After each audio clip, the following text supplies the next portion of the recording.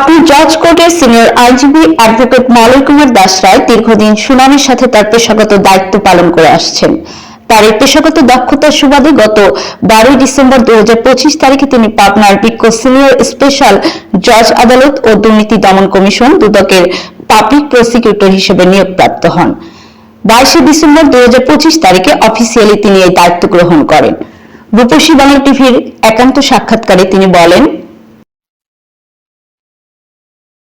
হ্যাঁ, আপনাকে ধন্যবাদ।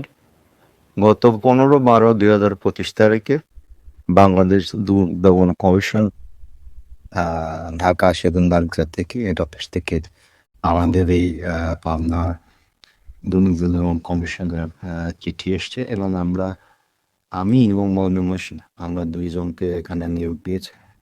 আমরা কালকে পাবনা জেলা দুর্নীতি দমন কার্যালয়ে গিয়ে কালকে আমরা এটা যোগদান করছি এবং ওখানে যিনি ডিটি রয়েছেন যিনি মহোদয়ের সামনে সাক্ষাৎ করে আলোচনা হয়েছে।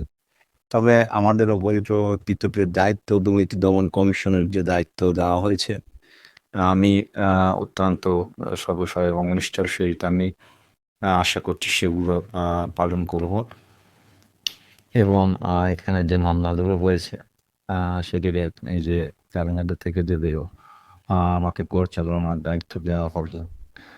আশা করি সেগুলো আমার নিষ্ঠার সঙ্গে একটা প্রথমে পালন না।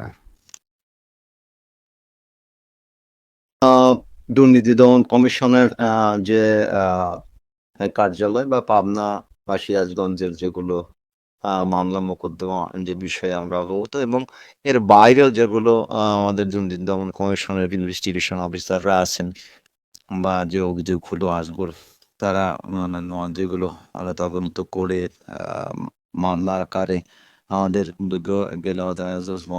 স্পেশাল বিচারের জন্য নিমিত্তে এখানে প্রেরণ করবেন এবং দেশের সার্বিক দুর্নীতির বিষয়ে আমরা আমাদের সর্বোচ্চ প্রচেষ্টা থাকবে সেগুলোকে সেই মামলাগুলোকে সুন্দরভাবে পরিচালিত করার জন্য।